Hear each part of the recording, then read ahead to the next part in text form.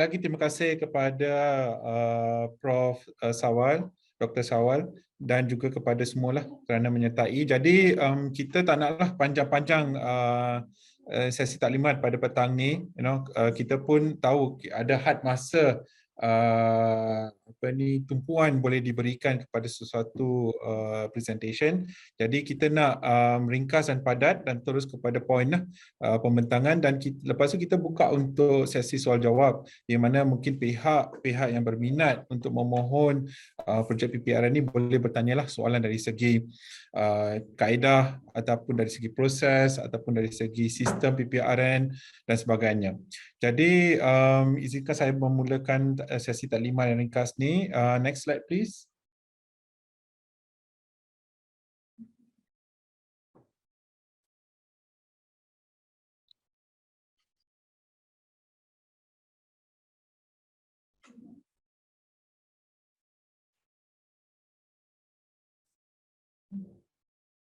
Okey.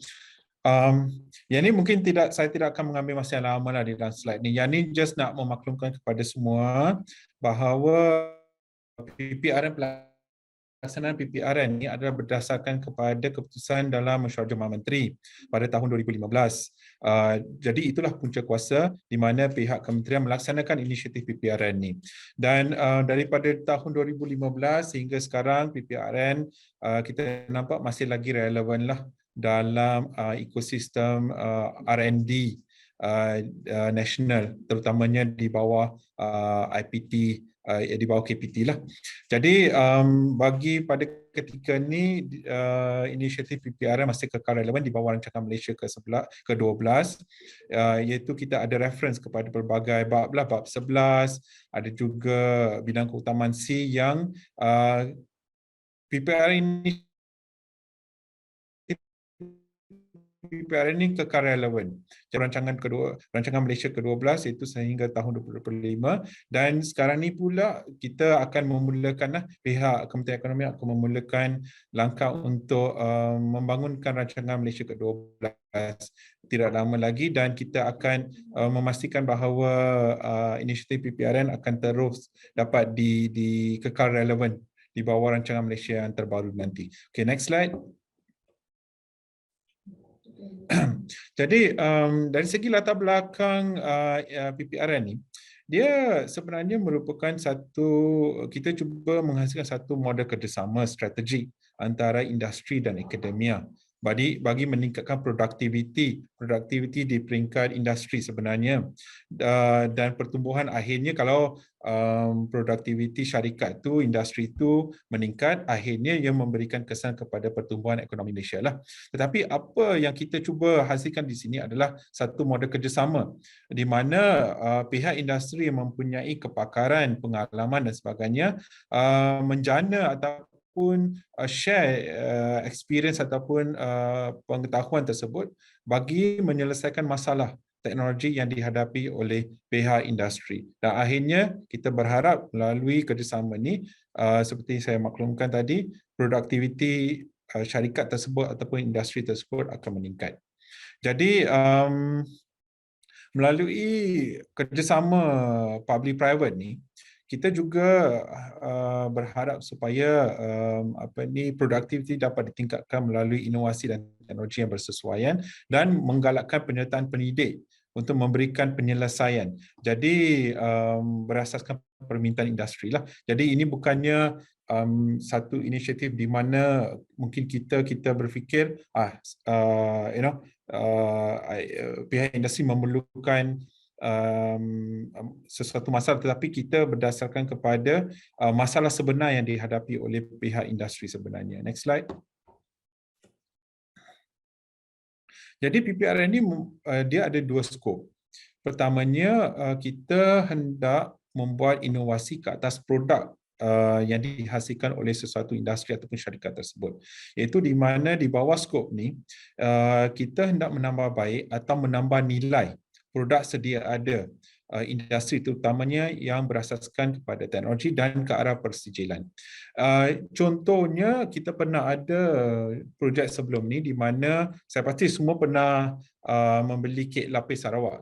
Ya, kita pernah ada projek beberapa tahun yang sebelum ni, di mana dalam projek PPRN tersebut inovasi dilaksanakan ke atas kek tersebut dan telah menambahkan jangka hayat produk tersebut. So yang tu adalah inovasi, antara contoh inovasi produk. So kita membuat penambahbaikan kepada produk yang sedia ada. Satu lagi skop projek di bawah PPRN adalah inovasi ke atas proses.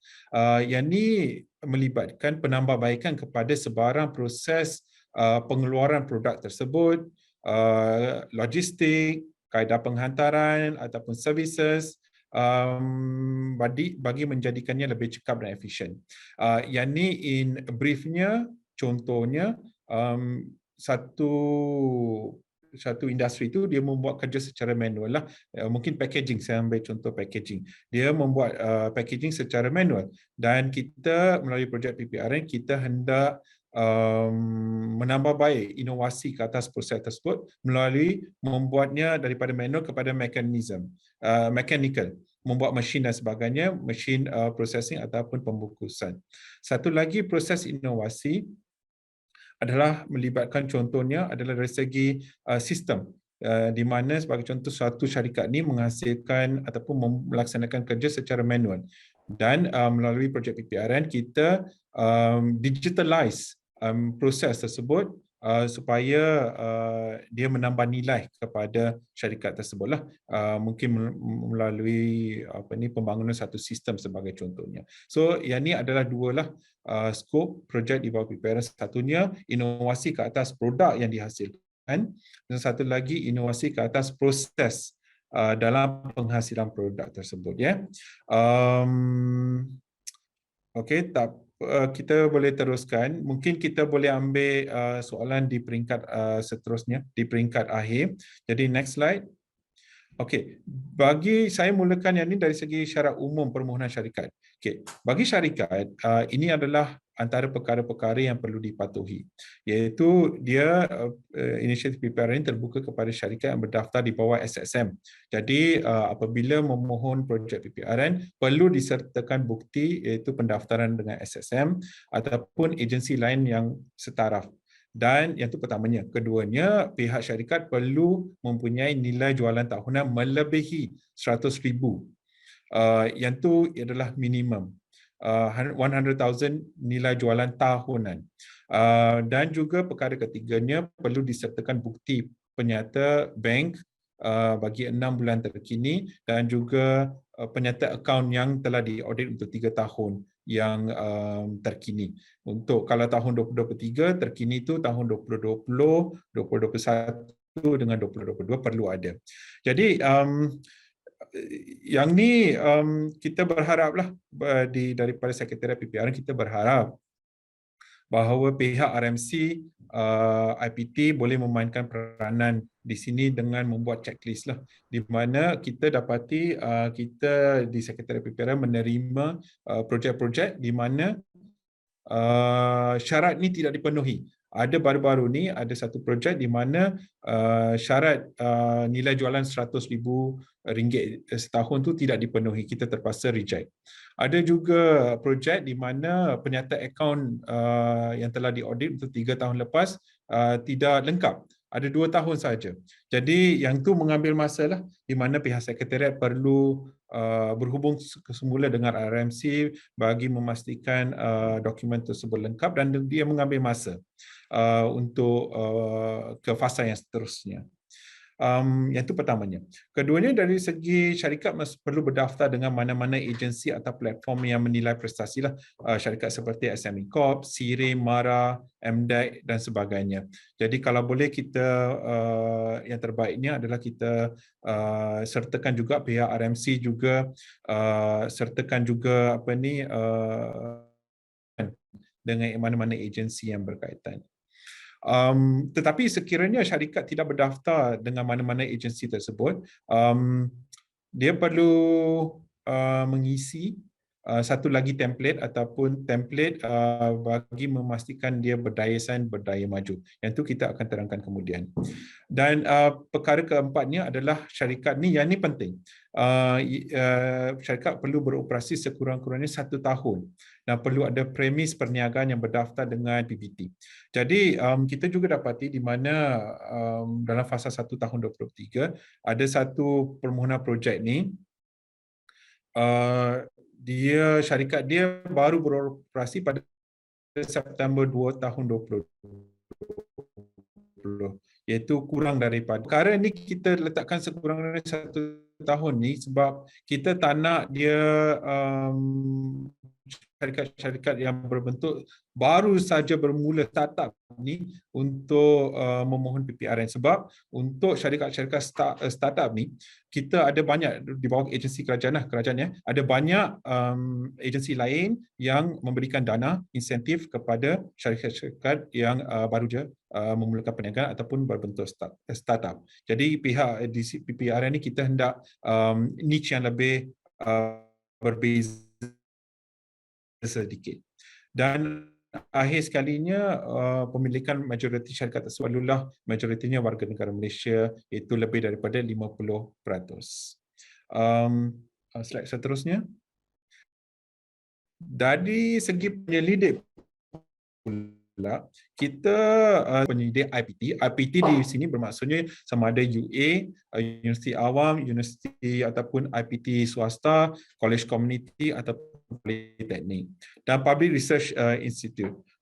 Yang ini adalah PRI seperti Mardi, Narim dan sebagainya juga terbuka penyelidiknya untuk memohon inisiatif PPRN.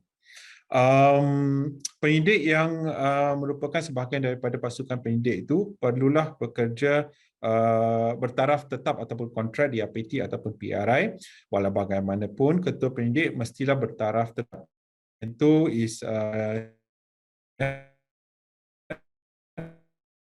tempoh perkhidmatan ketua penyidik dan penyidik hendaklah berbaki kerana yang ni syarat ni ditetapkan kerana kita dapati sebelum-sebelum ni penyidik ataupun ketua penyidik memohon projek tu dia ada lebih kurang 6 bulan 9 bulan berbaki tempoh perkhidmatan, tapi projek tu tak siap. Dia terpaksa bersara.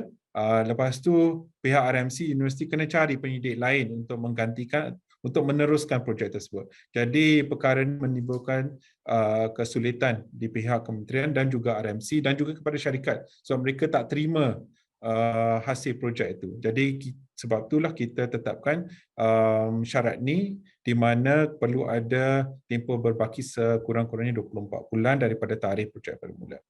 Ketua penyidik mestilah warga negara Malaysia walau bagaimanapun ahli-ahli dalam kumpulan penyidik daripada warga negara yang lain. Penyidik juga perlu mempunyai kepakaran, kemahiran, pengetahuan dan projek yang dimohon. Sekiranya projek itu berbentuk IT sebagai contoh, jadi ketua penyidik dan ahli-ahlinya perlulah mempunyai kepakaran, bukan semuanya, sebahagian besarnya perlu mempunyai kemahiran daripada IT dan juga penyidik lain mungkin berkepakaran dalam bidang-bidang lain yang berkaitan dengan projek tersebut.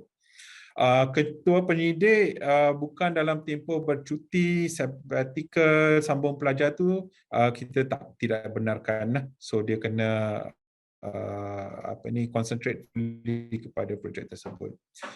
Penyidik yang mengetahui satu projek PPRN yang sebelum ini dan masih dalam pelaksanaan tidak dibenarkan memohon projek yang baru sehingga projek sedia ada telah selesai dilaksanakan. Ya, yang ni kita juga tetapkan berdasarkan pengalaman yang lepas di mana penyidik, ketua penyidik ada banyak projek, 2-3 projek dan akhir tidak dapat fokus dan pelaksanaan setiap projek tersebut terkendala.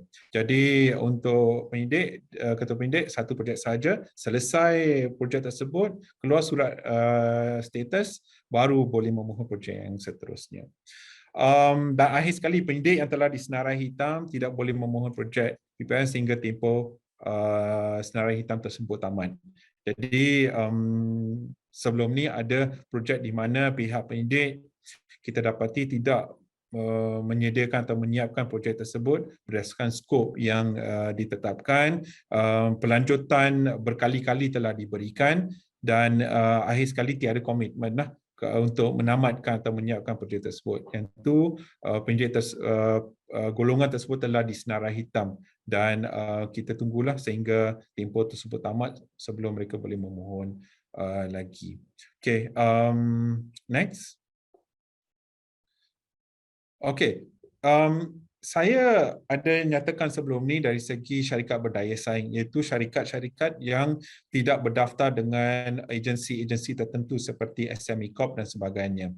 Jadi, apakah kriteria bagi syarikat-syarikat yang berdaya saing?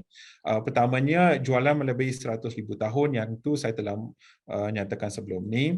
Mempunyai premis perniagaan yang berdaftar dengan PBT ataupun pusat inkubator, mempunyai penyata bank, laporan kewangan beraudit, menyertakan kanvas model perniagaan. Yang ni, kanvas ni kita ada template dia dan kita juga sertakan bersamalah dalam garis panduan supaya dapat diisi oleh pihak syarikat dan juga penyidik.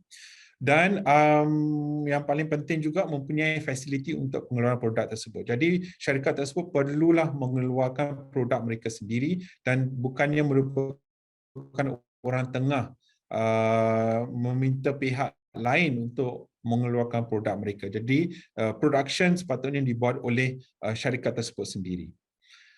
Okay, next. Okay.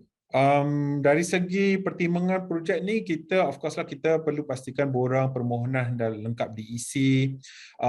Keduanya dari segi keperluan dan permasalahan syarikat mestilah jelas dan berasaskan saiz dan teknologi. Di sini saya nak menarik perhatian kepada semua hadirin. Kita lihat banyak permohonan projek, penerangan dia panjang lebar. Tetapi pihak panel yang menilai kadang-kadang mendapati sedikit kesulitan untuk mengenal pasti apakah keperluan ataupun permasalahan syarikat tersebut, apakah isu yang dihadapi oleh syarikat tersebut, yang tu sebab kalau panjang lebar. So di sini saya ingin mencadangkan supaya sekiranya penyataan ataupun information bagi projek tersebut mungkin panjang lebar, tak ada masalah. Tetapi mungkin boleh dibuat satu ringkasan, perenggan ringkasan yang berasingan yang menjelaskan apakah isu yang hendak diselesaikan oleh melalui projek PPRN ni. Dan juga berdasarkan saiz dan teknologi lah, apakah cara untuk menyelesaikan isu tersebut dan apakah impak daripada pelaksanaan projek ni. Yang ni tiga perkara yang saya rasa mungkin perlu dibuat secara berasingan. Mungkin satu perenggan yang berasingan bagi menjelaskan apakah isu, apakah cara untuk menyelesaikan permasalahan, cara untuk menyelesaikan, kaedah untuk menyelesaikan masalah mungkin panjang lebar juga, tapi kita mohon supaya ia dapat dirangka dalam ayat-ayat yang ringkas dan tidak berbentuk teknikal.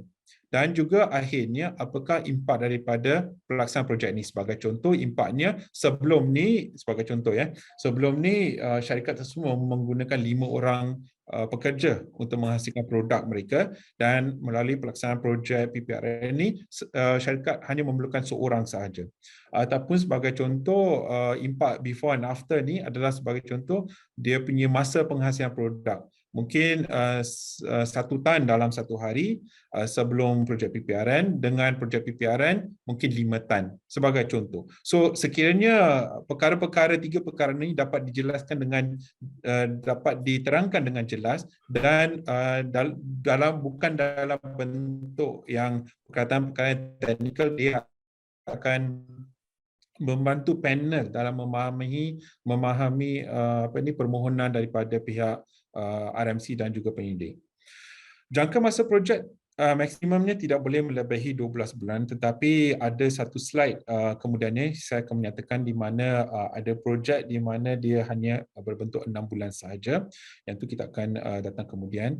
Dan juga tiada perkara keempatnya, tiada pembiayaan lain bagi projek yang sama.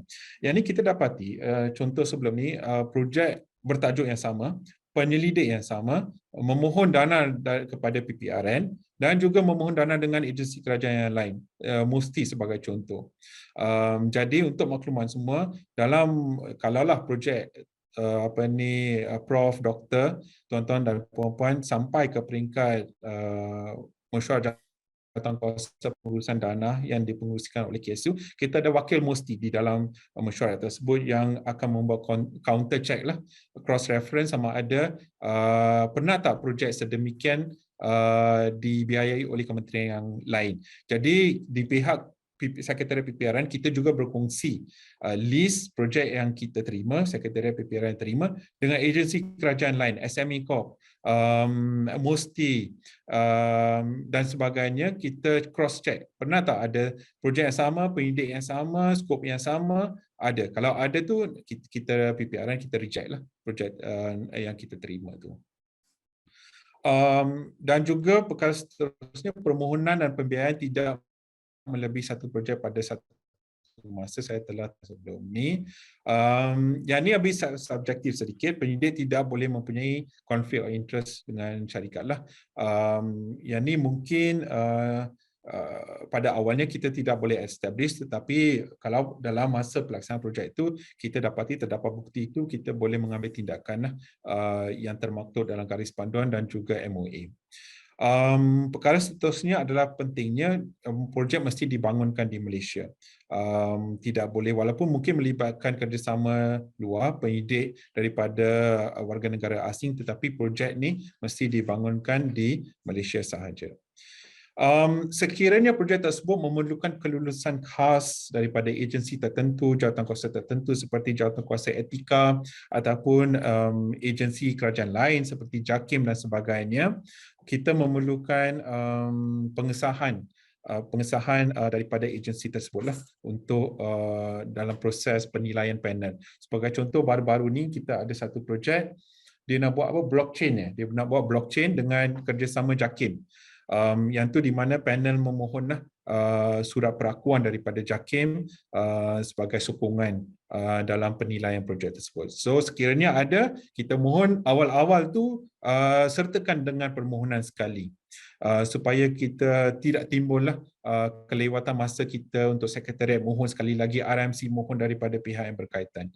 So yang tu kalau boleh awal-awal masa projek permohonan dihantar tu disertakan lengkap dokumen yang berkaitan juga. Okay, next slide. Okey, yang ni projek-projek yang tidak boleh dipertimbangkan di bawah inisiatif PPRM. Pertamanya, sekiranya terdapat off the shelf solution, terdapat penyelesaian yang ada di dalam pasaran tu, kita tidak boleh pertimbangkan. Pemasaran ataupun pengurusan perniagaan juga tidak boleh diliputi. Produk dalam fasa pembangunan ataupun belum dikomersialkan juga tidak boleh diterima. Seperti yang saya katakan sebelum ni, syarikat perlulah beroperasi sekurang-kurangnya 1 tahun dan menghasilkan produk mereka sendiri. Jadi kalau masih lagi dalam development phase, kita tidak pertimbangkan.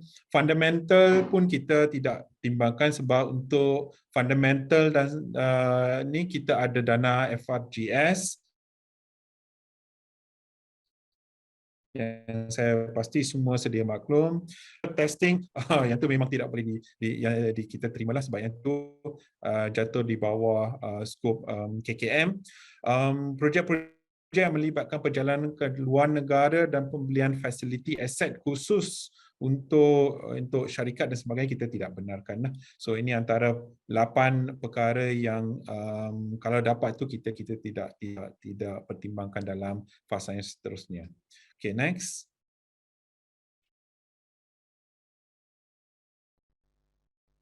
Okey, mekanisme pembayaran projek. Saya pasti mungkin ramai di antara hadirin sedia maklum bahawa PPRN ini bukannya dibayari sepenuhnya oleh kerajaan. Kita berbeza sedikit dengan grant ataupun dana daripada agensi kerajaan yang lain, di mana kita menghendaki syarikat juga menyumbang kepada projek ni. Jadi sumbangan projek tu, kos projek itu adalah daripada sumbangan daripada KPT dan juga syarikat. Kuantum ataupun peratus sumbangan tu adalah berdasarkan kepada saiz syarikat. Jadi bagi syarikat yang bersaiz mikro, costing keseluruhan projek maksimum adalah RM50,000 sahaja. So itu adalah had yang ditetapkan, dan bagi syarikat yang bersaiz makro, tempoh maksimum projek adalah selama 6 bulan sahaja. Pembiayaan bagi syarikat yang bersaiz mikro ni adalah 90% datang daripada pihak PPRN dan 10% daripada pihak syarikat. Bagi syarikat yang bersaiz kecil pula, tempoh maksimum pelaksanaan projek adalah selama 12 bulan, dan costing maksimum projek adalah sebanyak RM150,000 sahaja. Pecahan sumbangan adalah sebanyak 70% daripada pihak PPRN, 30% daripada pihak syarikat. Bagi syarikat saiz sederhana pula, tempoh maksimum projek 12 bulan dan tempoh costing projek RM250,000 maksimum. Dan sumbangan adalah 50-50 lah antara KPT dan juga syarikat. Bagi syarikat-syarikat bersaiz besar pula, cost project, maximum project value adalah sebanyak RM350,000, dan pecahan komitmen adalah daripada KPT adalah sebanyak 30% dan 70% daripada syarikat. Bagaimana kita hendak menentukan saiz syarikat tu, saya akan terangkan dalam slide yang seterusnya. Tetapi saya juga ingin menarik perhatian Prof, Doktor, tuan-tuan, puan-puan, bahawa bagi projek yang bernilai, tak kisahlah dia syarikat bersaiz apa, tetapi kalau kos projek adalah kurang ataupun RM100,000, 70% daripada kosting tersebut adalah bagi pembangunan projek, 25% bagi kos profesional penyidik, dan 5% tu dibayar kepada pusat pengurusan projek lah, PPP, yang boleh setengah-setengah tempatnya terdiri pada RMC ataupun di universiti lain, dia ada institusi entiti yang lain. Bagi projek yang berjumlah costingnya berjumlah lebih daripada RM100,000, tak kisahlah dia syarikat bersaiz kecil, sederhana ataupun besar, RM25,000 ditetapkan bagi kos bayaran profesional penyidik, RM5,000 bagi pengurusan projek kepada PPP, dan peruntukan selebihnya adalah untuk kos pembangunan projek. Yang ini adalah nilai maksimum ya. So RM25,000 untuk bayaran profesional penyidik, tetapi itu maksimum. Mungkin boleh kurang juga RM20,000 dan sebagainya, yang tu kita tengok breakdown projek nanti berdasarkan pandangan daripada panel-panel penilai. Alright. Next. Okay, bagaimana kita hendak menentukan saiz syarikat? Sama ada mereka bersaiz mikro, kecil, sederhana dan besar. Satu lagi perkara saya mungkin terlupa untuk maklumkan sebelum ni adalah inisiatif PPRN ini terbuka kepada 5 sektor, iaitu pembuatan, perkhidmatan, pertanian, pembinaan dan perlombongan. Jadi inilah 5 sektor, very makro sektor di mana kita fokus, dan bagaimana hendak menentukan saiz syarikat tu kita berdasarkan nilai jualan tahunan. Kalau bagi sektor-sektor yang tertentulah nilai yang berasingan. Jadi yang ni saya tidak dalam garis panduan. Jadi kita mohonlah pihak RMC terutamanya dan juga pihak penyidik untuk menyimak syarat-syarat ni, nilai-nilai ni semasa membuat permohonan, kerana kita dapati bahawa terdapat permohonan di mana dia bersaiz salah di tafsir saiz ni. Kita dapati di mana saiz tu sebenarnya bersaiz mikro. Bersaiz mikro tu seperti saya nyatakan RM50,000 sajalah kos maksimum projek tu. Perlu dibuat penyelarasan kemudian. Jadi saya mohon sangat-sangat untuk menyimak perkara ni semasa menghantar permohonan. Alright, kita go to the next slide.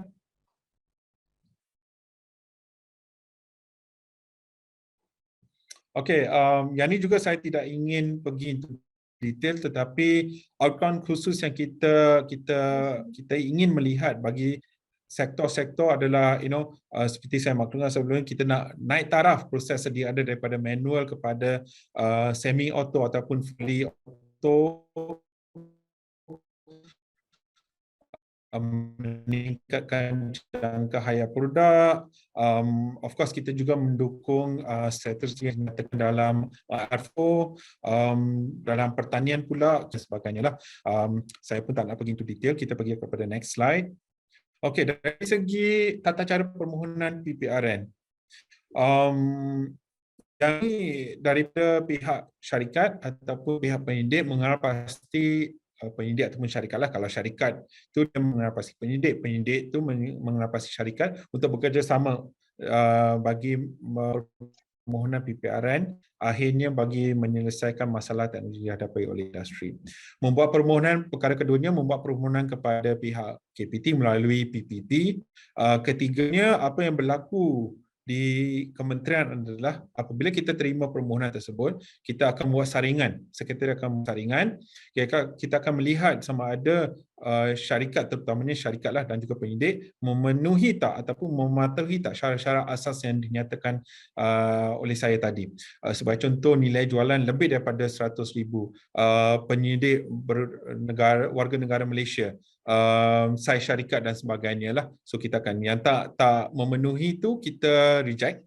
Tetapi sekiranya terdapat permohonan yang tidak lengkap dari segi dokumen, sebagai contoh tidak lengkap salinan bank account selama 6 bulan ataupun audited account selama 3 tahun tu, yang tu kita hold dulu, kita mohon RMC ataupun PPP untuk melengkapkan dokumen tersebut. Baru kita boleh membuat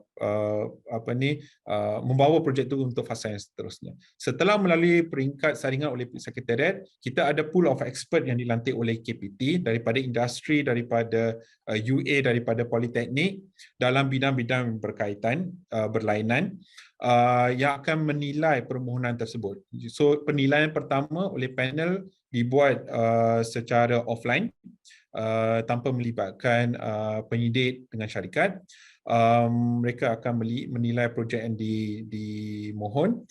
Sekiranya panel berpandangan bahawa projek ini memenuhilah technological needs, dapat menyelesaikan permasalahan syarikat, mempunyai tahap R&D yang kita boleh terima, dan kriteria yang berlainan tu dia akan syorkan untuk dibawa ke peringkat seterusnya. Peringkat seterusnya melibatkan pembentangan oleh pihak penyidik dan juga syarikat kepada panel tersebutlah. Kita akan jemput untuk sesi pembentangan. Dalam sesi pembentangan yang kedua ni, kita ada expert daripada bahagian account KPT yang akan menilai audited accounts untuk memastikan syarikat yang terlibat ni dia berdaya saing lah. Sebab tujuan kita memperkenalkan, kita hendak panel penilai daripada bahagian account kita terlibat juga, kerana kita tak nak contoh-contoh yang berlaku sebelum ni, di mana selepas kita award projek PPRN, selepas 6 bulan, setahun tu syarikat tu bankrupt. So kita nak award kepada syarikat yang mempunyai sound footing dari segi financial, supaya mereka boleh kekal beroperasi dan terus menggunakan hasil PPRN. Jadi sekiranya disyorkan oleh panel penilai dalam penilaian kedua, permohonan akan dibawa ke jawatankuasa teknikal dan akhirnya jawatankuasa pengurusan dana yang dipengurusikan oleh ketua-ketua KPT. Dalam jawatankuasa pengurusan dana, wakil-wakil BC juga terlibat. Kita jemput BC-BC universiti-universiti yang tertentu untuk jadi panel. Kita jemput juga pihak MOSTI, EPU dan sebagainya untuk menjadi panel kepada jawatankuasa tersebut. Sekiranya diluluskan di peringkat jawatankuasa pengurusan dana, pihak PPRN, sekretariat PPRN akan melakukan surat makluman kelulusan projek, di mana terdapat beberapa syarat yang perlu dipenuhi, termasuk juga bayaran 20% komitmen oleh syarikat. Dan pada masa itu kita juga mohon MOA disediakan antara pihak universiti dan juga pihak syarikat. Yang ini kita bagi tempoh 6 minggu untuk selesaikan. Selepas kita dapat MOA tersebut dan juga beberapa borang lain, kita akan salurkan peruntukan projek kepada pihak universiti dan IPT, dan selepas tu projek boleh dimulakan dengan rasmi. Jadi itu dari segi tata cara permohonan bermula daripada peringkat awalnya sehingga projek dimulakan. Tetapi selepas projek dimulakan tu, kita ada juga fasa yang berlainan, fasa di mana pihak penyidik bertanggungjawab memberikan laporan secara berkala, laporan inception, laporan interim dan juga laporan akhir lah, berdasarkan jadual masa yang pihak sekretariat akan tetapkan. Okay, seterusnya.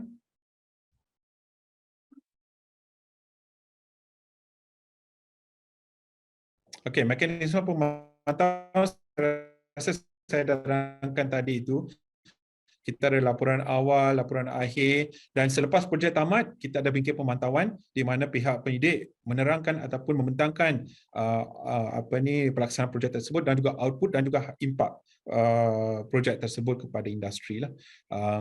So itu yang tu kita sekiranya pihak projek tersebut telah mencapai fasa berikutnya. Okay, next.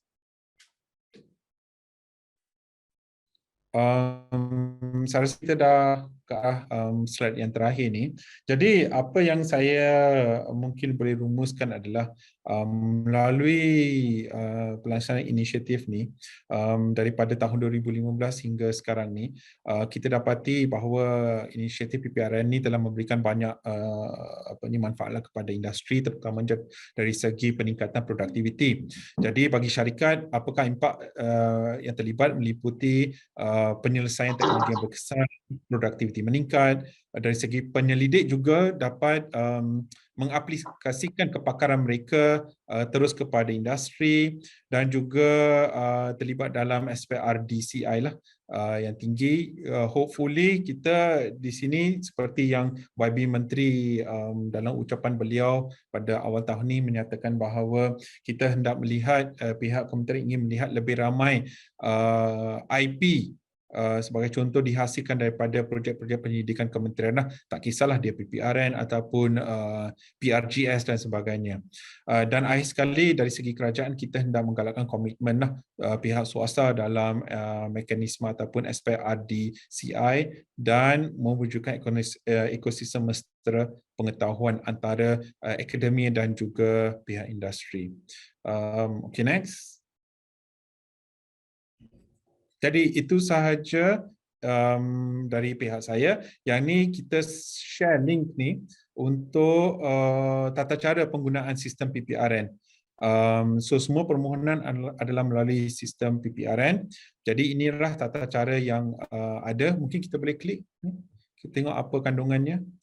Kita ada manual pengguna.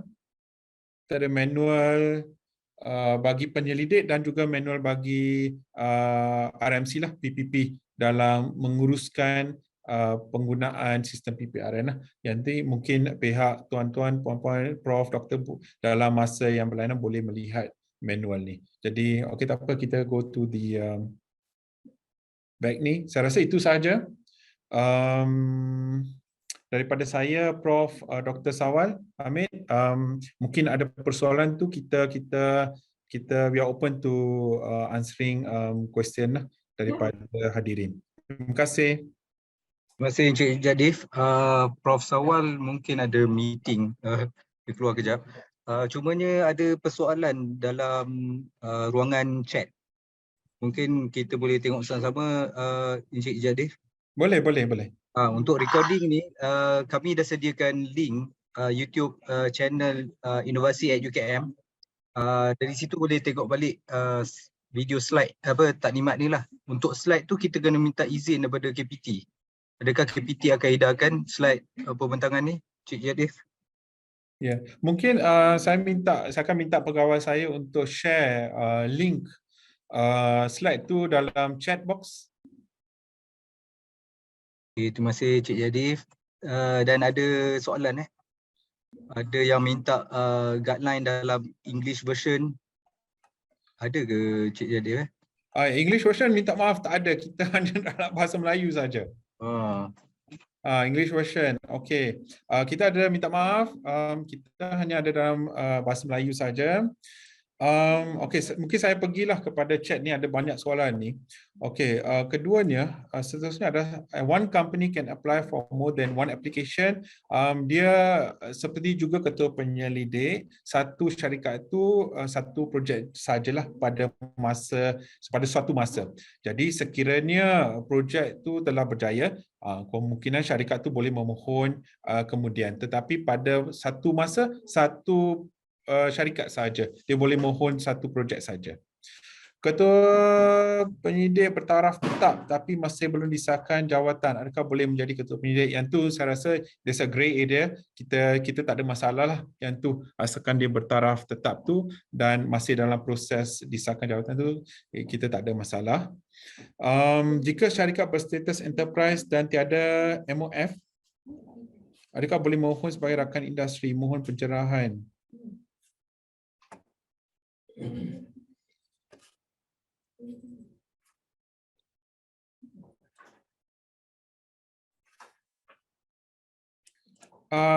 Minta maaf, saya tak faham sangat. Syarikat tu tiada berstatus tu, tapi dia nak mohon sebagai rakan industri.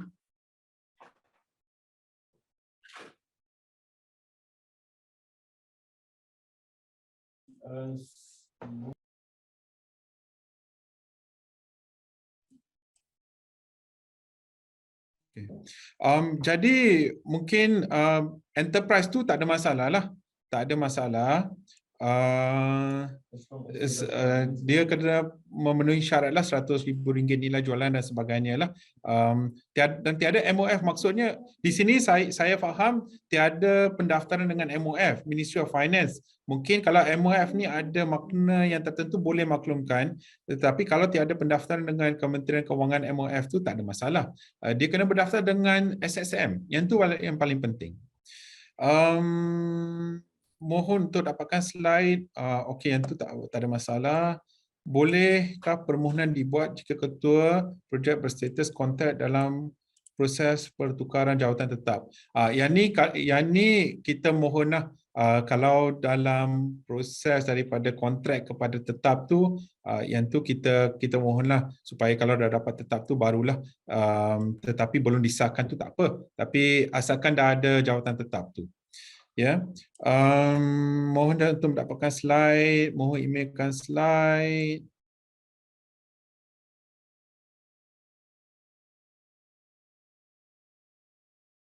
Banyak yang tentang mohon slide ni. Ada soalan yang khusus tak? Penyidik mestilah daripada IPT, tidak semestinya. Penyidik boleh juga daripada Public Research Institute ataupun institusi penyelidikan awam seperti MARDI, seperti SRIDE di bawah Kementerian Pertahanan, NARIM dan sebagainya lah. So kalau ada agensi institusi penyelidikan di bawah agensi kerajaan, penyidik boleh datang daripada sana juga boleh mohon projek. When is the application opening and closing? The application is open currently and the closing date is on the 14th of July 2023. Adakah proposal dibenarkan menggunakan bahasa Melayu? Boleh, bahasa Inggeris boleh, bahasa Melayu boleh, tak ada masalah.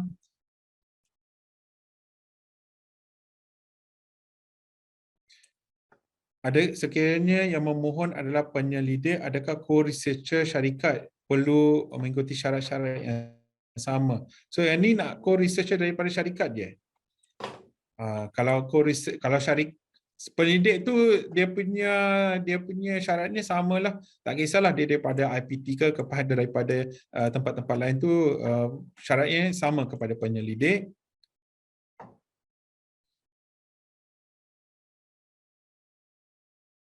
Banyak tentang nak mohon kongsi slide ni.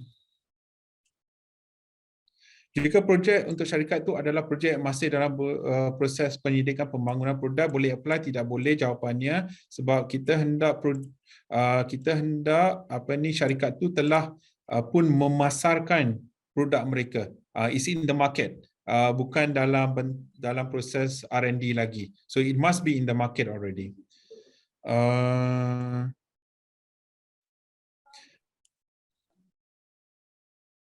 If penyidik IPT yang mohon, adakah produk yang perlu dinaik taraf tu produk daripada syarikat bersama saja? Dia daripada syarikat.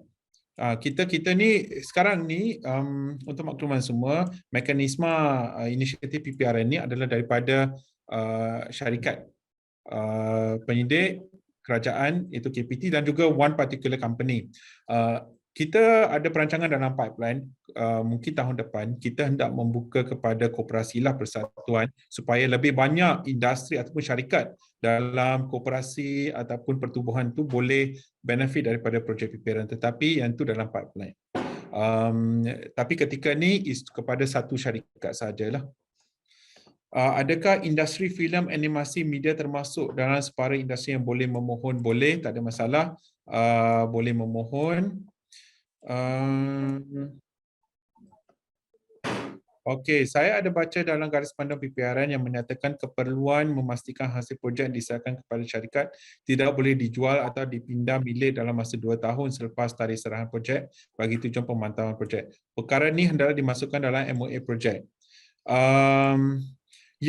So apa yang berlakunya, kita tak nak, tujuan kita meletakkan syarat ni adalah kita tak nak syarikat tu dapat hasil projek, mesin ke ataupun apa-apa yang daripada hasil projek itu, dia serahkan kepada syarikat yang lagi satu ataupun syarikat-syarikat lain. Kita nak dia yang mengguna pakai projek tersebut dan of course untuk tujuan pemantauan jugalah prestasi projek.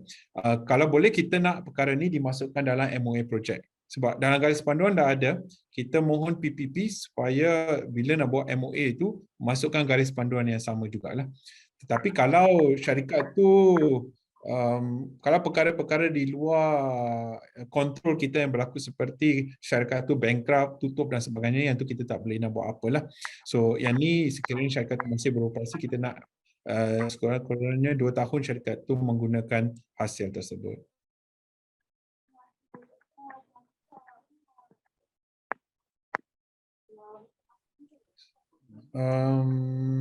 Tim penyidik adakah boleh rentas IPT? Ya, boleh. Kita menggalakkan sekiranya penyelidik daripada pelbagai institusi berada dalam satu pasukan yang sama. So daripada UA, kalau ada daripada Politeknik cantik juga, daripada IPTS, seorang daripada IPTS, so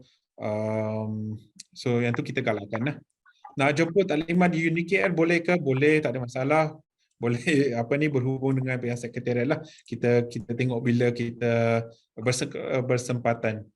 Jika syarikat yang pernah terima PPRN sebelum ni bagaimana?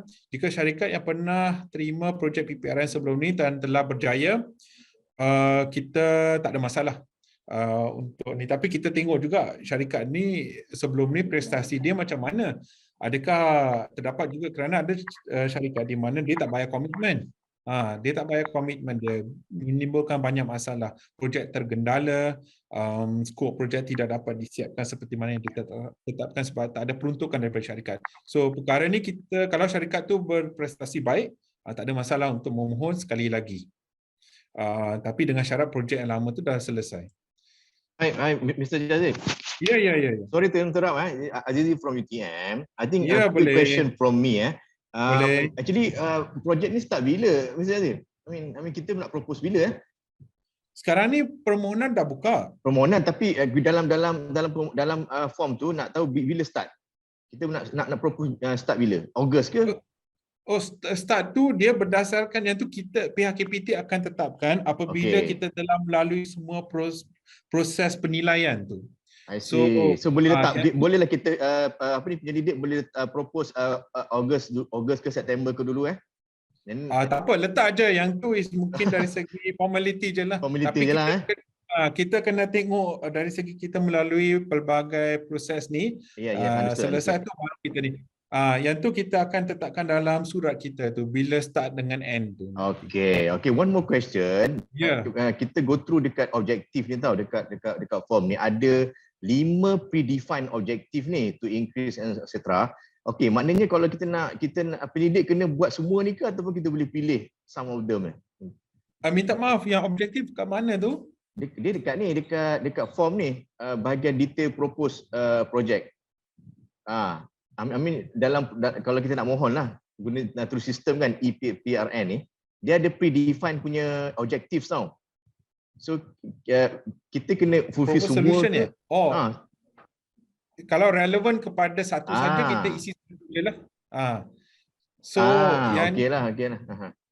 Ya. Dia bergantung kepada what is your scope of your project. Kalau dia memenuhi semua 5 perkara tu, kita isi 5. Kalau dia hanya satu saja. I see. Okey. Okay, thank you Mr. Syarif. Sama-sama. Ada soalan lagi ke Lisan? Sebab mungkin lebih senang untuk jawab daripada baca chat.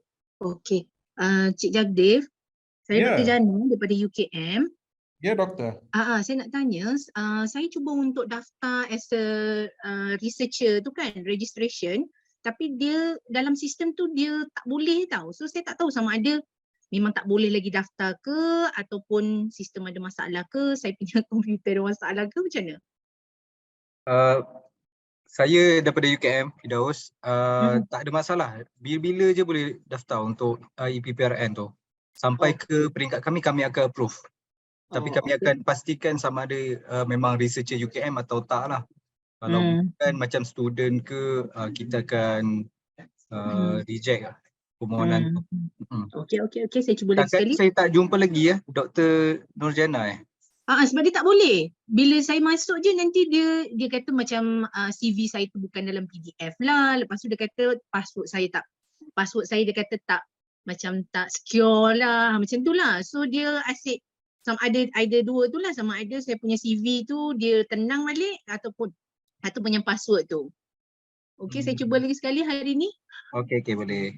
Terima kasih Tuan Firdaus. Satu lagi, kalau ada RMC selain daripada RMC UKM, kalau ada RMC lain juga di sini, kita mohon supaya mungkin boleh buat list isu-isu yang dihadapi dalam berkaitan dengan sistem PPRN ni. Sebab kita sekretariat KPT kita faham sistem ni is not 100% perfect. So kita nak buat penambahbaikan kepada sistem mungkin akhir tahun ataupun tahun depan.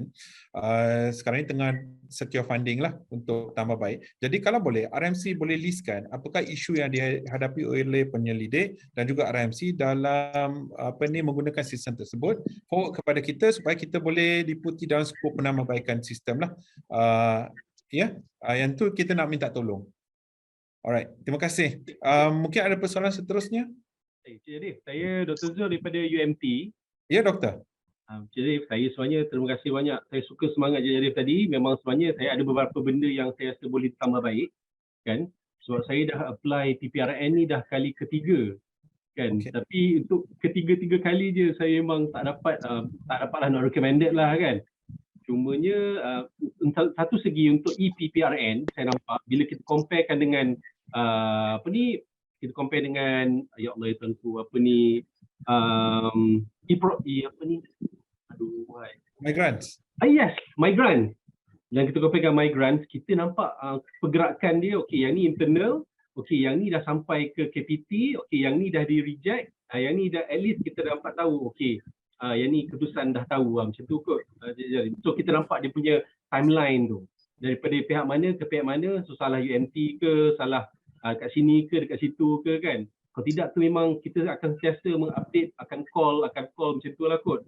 Saya rasa itu benda yang saya nampak lah Cik Dev kan. Just macam nak tengok timeline tu dipaparkan dalam sistem kan. Terima kasih Doktor. Satu lagi saya respon, mungkin sebelum Doktor teruskan. Terima kasih atas respon. Saya just nak maklumkan bahawa sistem PPRN ni baru. Kita baru menggunakan bermula tahun 2020. Jadi banyaklah dia punya bug dengan dari segi perkara-perkara yang perlu ditambah baik. Jadi itu yang respon kita harapkan daripada RMC dan juga penyelidik dan juga syarikat supaya kita boleh tambah baiklah.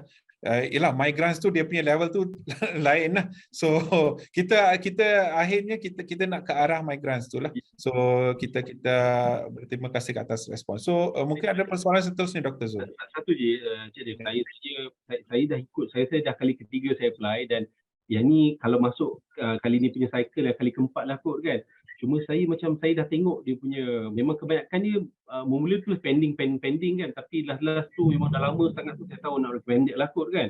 Cuma saya dah tengok dia punya feedback dan kita pun dah follow feedback.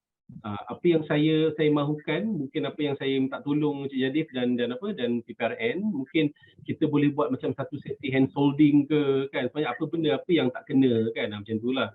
Sebab kita akan terus try benda yang rasa macam kita dah tambah baik kan, rasa macam syok sendiri kan. Tapi kita macam perlukan something yang macam siapa yang dah ada success tadi, saya nampak tadi yang tanya success story ke yang boleh di-share dengan kita kan. Sebab saya melibatkan IP sebab simple je Encik Jadif.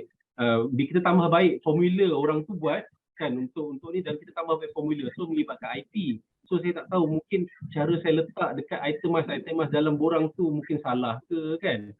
Itu yang saya perlukan hand holding session lah Encik Jadif. Kalau menarik dapat datang ke RMC tu, saya dapat datang ke UMT tu, saya alu-alukan lah. Terima kasih itu saja daripada saya, betul-betul pada UMT.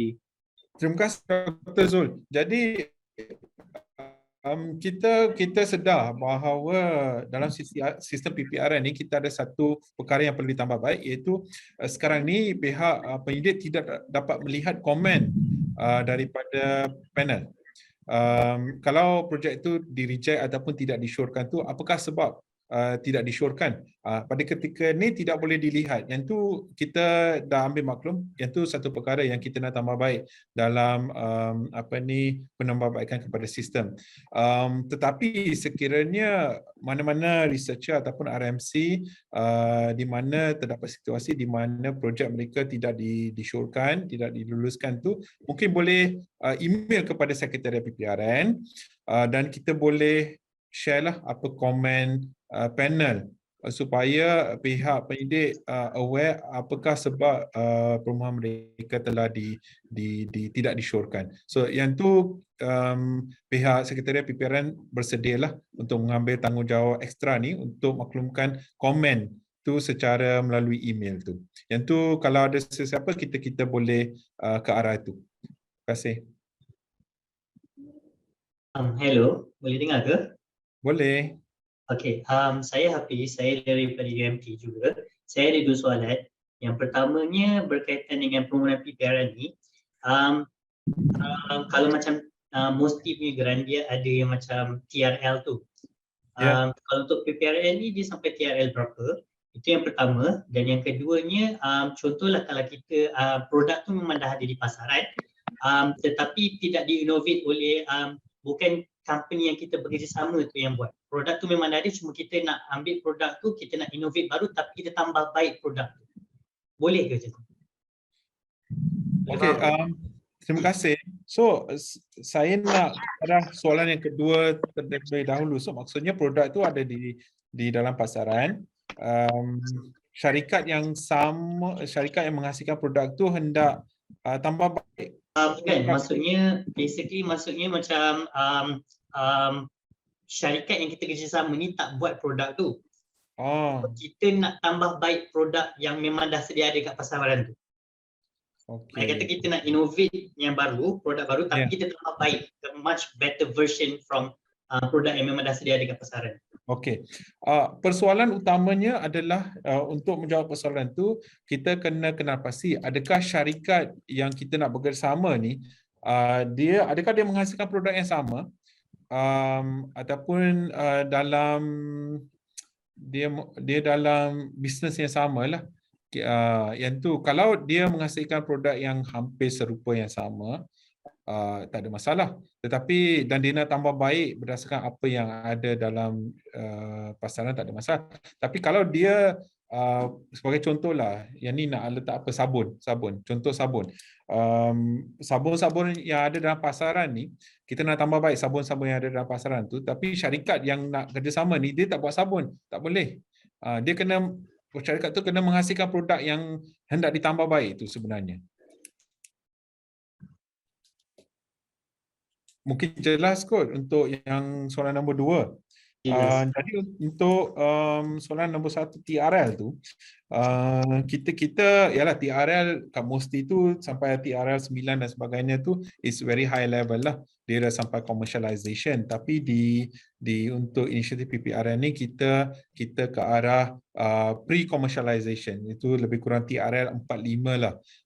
So itu kita punya niche untuk PPRN tu. So kalau melalui dana PPRN ni projek tu berjaya, lepas tu bolehlah mohon dana daripada Musti untuk mendapatkan inisiatif untuk commercialization pula. So setiap agensi dia memainkan peranan dia sendiri tu. Kita di KPT ni is pre-com, R&D. Okey, baik. Terima kasih banyak, Mr. Sama. Tuan Jagdip. Ya. Dr. Venga from UMPDEC actually. Ya, Doktor. Okay. I nak confirm one thing only, Doctor. This PPRN ni can be applied by researchers, correct? Yes. Okay. And we have industry. We have industry outside who are going to work together with us. Okay. And the one going to write the project and everything is going to be us. We are the one who are going to write the project. Right. Okay.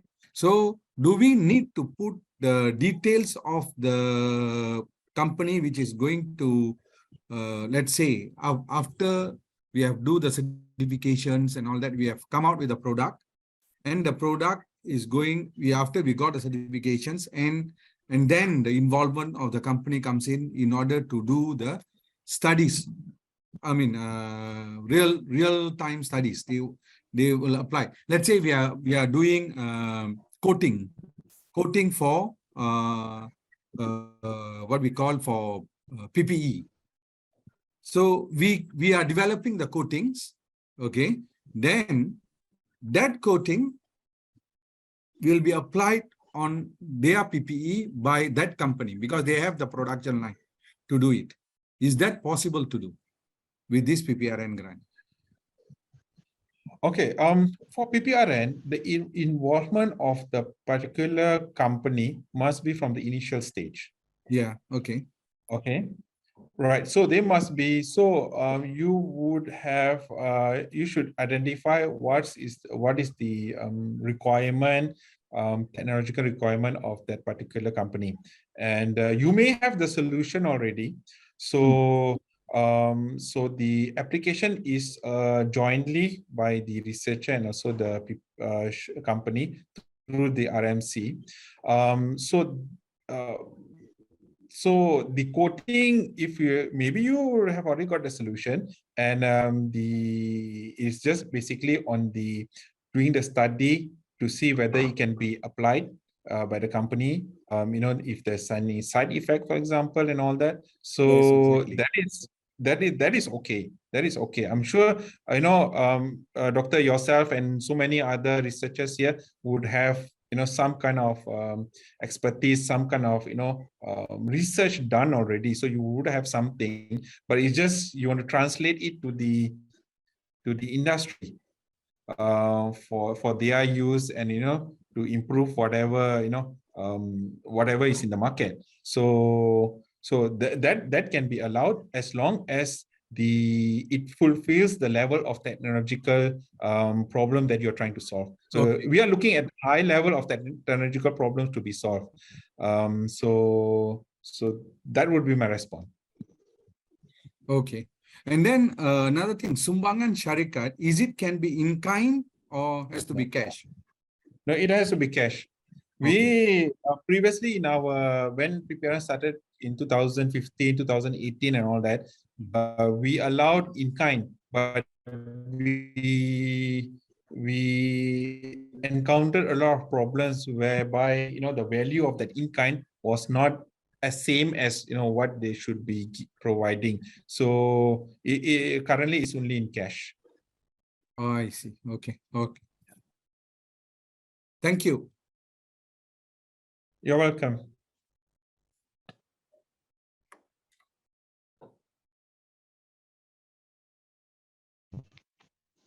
Encik Jagdip.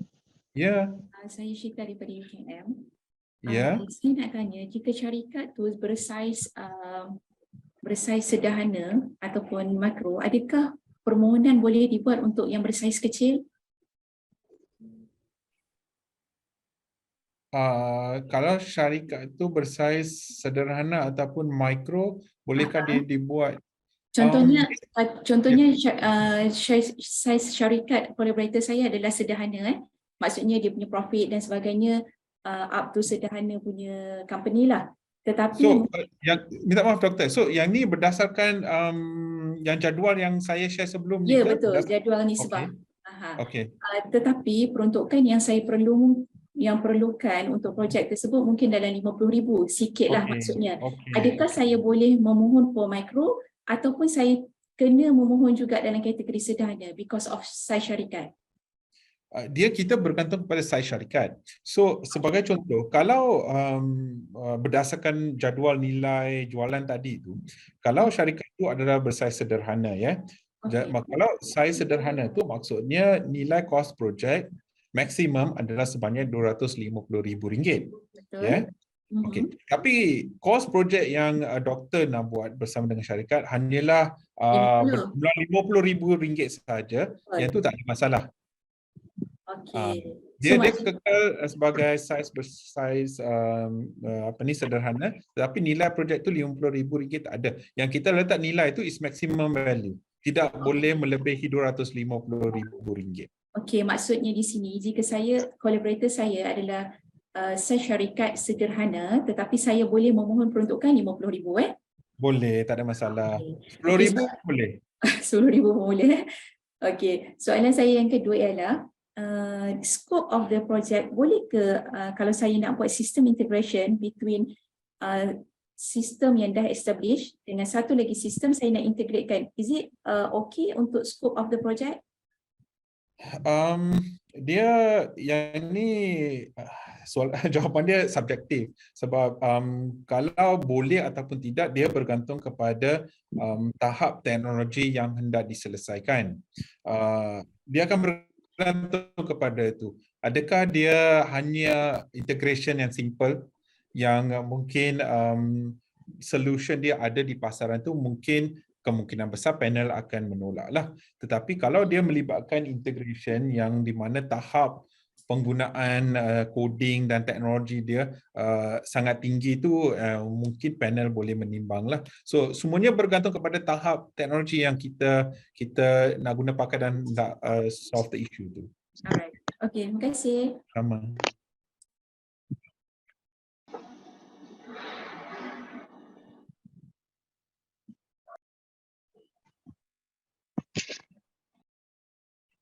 Ada soalan lain ke?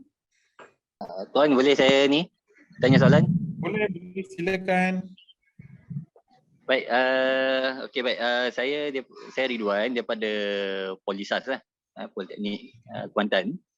Okey, jadi ni saya sebelum ni saya ada memohon untuk PPRN pada tahun lepas. Jadi proses dia sebenarnya bila saya tengok status dalam PPRN tu, dia baru sampai stage company endorse.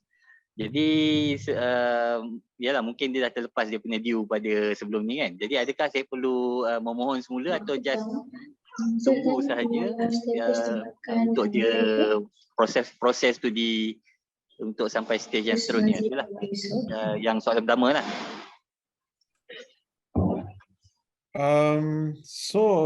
Maksudnya tuan, doktor, projek ni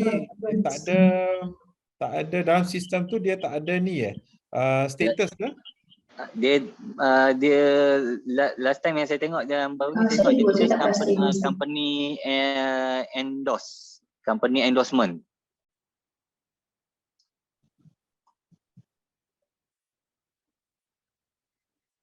Okey, Encik Jadif. Saya rasa tuan, doktor, yang ni mungkin doktor kena simak dengan PPI lah, dengan HQ. Okey, Encik Jadif, saya bagi maklumat sikit. Okey. So sebab saya rasa perkara ni kalau company endorsement tu mungkin masih lagi sangkut di peringkat HQ tu. Encik Jadif, tadi ada yang nak bagi maklumat. Okey. Encik Jadif, saya Elmiza dari PPI. yang PPI, berkenaan okey, dengan silakan. polisas tu, Ya, ya. itu diisi selepas tarikh tutup hari tu. Okey, baik. Jadi memang component arrangement tu tak sempat dibuat. Saya faham maksud dia, adakah dia perlu isi semula ataupun continue saja, tunggu saja yang dah hantar hari tu. Ke kena isi semula maksudnya? Lebih baik isi semula Buat semula lah Kalau tak, mungkin kalau tidak mengambil masa yang lama, mungkin doktor boleh mengisi semula lah sebagai permohonan tahun 2023 tu. Jelah, itu memang saya dah terlepas lah daripada tempoh tu, tapi saya just mohon jugalah sebagai untuk experience untuk ni. Ya. Saya rasa doktor mungkin projek tu penerangan semua dah ada. Mungkin boleh tengok kalau ada ruang penambahbaikan yang kalau ada tu, dan boleh hantar semula lah sebelum 14 14 Julai Julai kan? nanti. Ya. Tapi kena melalui PPI lah dulu. Ya. Okey, untuk soalan kedua, saya nak tanyalah, kalau macam yang dimaksudkan dengan kita pakar pada sesuatu perkara tu kan. Jadi sekiranya benda part yang kita nak tu, kita mungkin ada tahu mungkin sebahagian saja. Jadi kita perlu kita minta pula another third party, mungkin daripada yang expert lah, mungkin bahagian sistem ke sebagainya. Jadi adakah yang tu kita boleh dikira sebagai satu collaboration sebagai itu, ataupun yang tu hanya di luar partnership, di luar daripada tu, tak masuk dalam researcher? Maksud doktor di luar ni, adakah di luar politeknik? Maksudnya dia bukan penyelidik, maksudnya bukan daripada institusi lah. Mungkin daripada satu company yang dia bantulah bagi input untuk kita menjayakan projek tu. Macam mana pula dari segitu? Kalau perlu tak kita masuk ke? Tak perlu. Yang ni mungkin memerlukan bayaran kepada mereka kan doktor. Kalau yang di luar tu. Tapi saya nak balik semula kepada matlamat asal PPRN. Kita nak penyelidik daripada IPT kita ataupun PRI kita ni untuk yang memberikan penyelesaian kepada masalah industri lah. So kalau mungkin di institusi doktor mungkin tak ada kepakaran, mungkin boleh dapatkan daripada IPT yang lain. Yang tu kita galakkan lah, dapat daripada IPT lain, bawa masuk dalam tim doktor untuk selesaikan projek tersebut. Okey lah, mana faham tu. Mana kita ada, cuma kita nak, yalah, sometimes kita perlukan nak mengesahkan lagi benda tu kan, untuk nak ni. Tak apalah, just itulah saja. Dia kalau daripada swasta tu dia akan melibatkan, mungkin doktor kena bayar lah untuk servis mereka tu. Sometimes ada certain group ni dia tak kisah, dia tak perlukan macam bayaran ke apa, tapi dia nak join dalam team tersebut. Kan. Dia sebagai mungkin, yalah, mungkin projek sebagai dia punya, dia nak join lah untuk projek tu sebagai itulah, maknanya dia nak involve lah, itu saja. Mungkin tidak ada bayaran consultation ke apa, tak ada, itu je lah. Doktor, saya balik semula kepada syarat lah. Syarat betul lah, faham pendidik tu daripada IPT dan juga PRI lah. Maknanya kalau kita cross institution, itu tak ada masalah, daripada universiti, politeknik semua kan? Tak ada. Okeylah, saya rasa itu je lah soalannya. Okey, thank you sir. Terima kasih. Cik Jagdev, satu lagi soalan daripada saya. Jana UKM. Saya nak tanya, kalau AKPK itu tu termasuk dalam syarikat ataupun boleh ke untuk PPRN punya grant ni? Minta maaf, siapa tu? Saya Dr. Jana daripada UKM. Saya nak tanya. Soalan doktor tu? Soalan dia AKPK, Agensi Kaunseling dan Pengurusan Kredit. Itu termasuk, boleh tak tu? Sebenarnya tak boleh. Dia tidak boleh dalam tim kan? Tim ke researcher ataupun syarikat? Syarikat, dalam syarikat. Dia bukan sendirian berhad, dia tak berdaftar dengan SSM. Ada berdaftar dengan SSM, doktor? Itulah saya pun tak pasti. Dia daftar SSM ke? Okey, tak penting saya maknanya dia memang kena syarikat yang berdaftar ada SSM dia. SSM, dan dia menghasilkan produk dia sendiri tu. Itu yang kita cuba selesaikan. Inovasi ke atas produk yang mereka hasilkan ataupun services yang mereka proses dia lah. Okey. Terima kasih. Sama.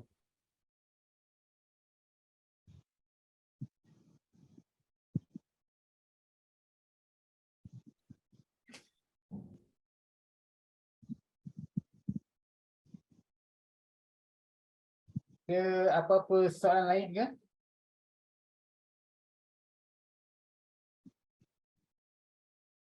Slide akan di-share dalam bentuk URL untuk slide tu akan di-share.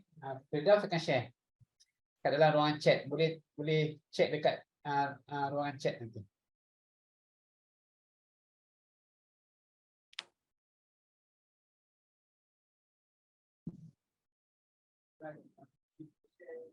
Hello, Cik Jadif. Ya. Sorry, Zaizul daripada UTM. UTM, baik. Okey, nak tanya, kan dekat tadi yang dekat mekanisme pembiayaan tu saya tengok kalau syarikat mikro maksimum 50,000. Ya. Nilai grant tu lah. Yeah. So maknanya 50,000 ni 90% tu 50,000 and then company come up with 10% which is 5,000, maknanya total grant tu 55,000 ke ataupun maksimum dia 50,000? Maximum dia 50,000. 90% tu, which is I think 45,000 tu is pihak KPT. Total combination tu is the maximum lah, maknanya bukan 90% tu is 50,000. Contoh yang untuk syarikat kecil 70% is 150,000, bukanlah. Dia total dia kena 50,000 tu. Oh, okay. So 45 daripada KPT dengan 5,000 daripada syarikat. So that would make 100% lah, which is 50,000 tu. Oh, I thought yang 50,000 tu is equivalent to the sumbangan daripada PTRN. No. Okay. Dia cost project dia. Okay. Thank you. Sama.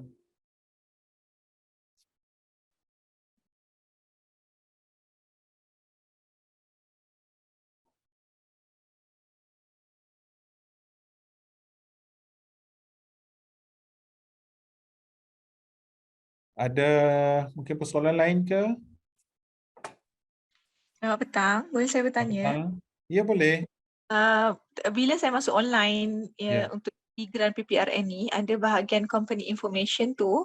Baik. Maksudnya yang bahagian ini company perlu isi ya? Sebab company sendiri perlu register dan isi atau macam mana? Ya.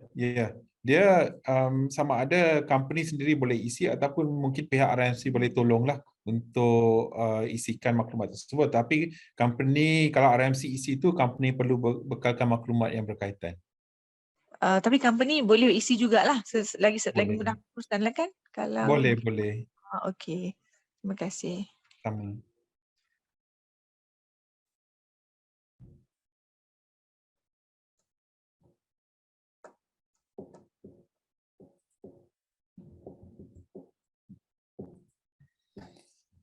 Prof, mungkin tak ada soalan lagi.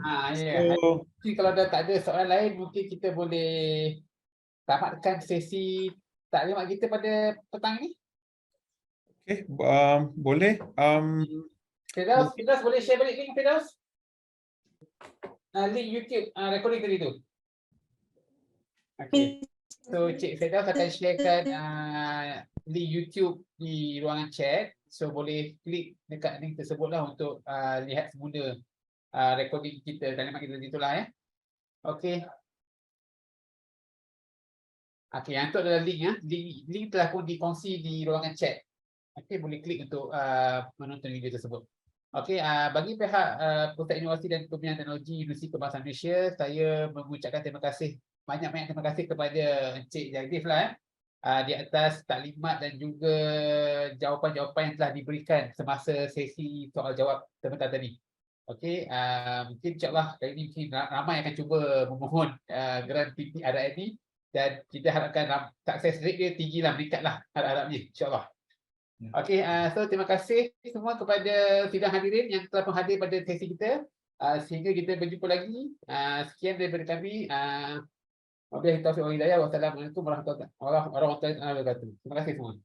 Terima kasih Prof. Terima kasih kepada semua jemput kita. Terima kasih. Terima kasih semua. Assalamualaikum. Terima kasih semua. Assalamualaikum. Terima kasih semua. Terima kasih Prof. Terima kasih semua. Terima kasih semua. Terima kasih semua. Terima kasih semua. Terima kasih semua.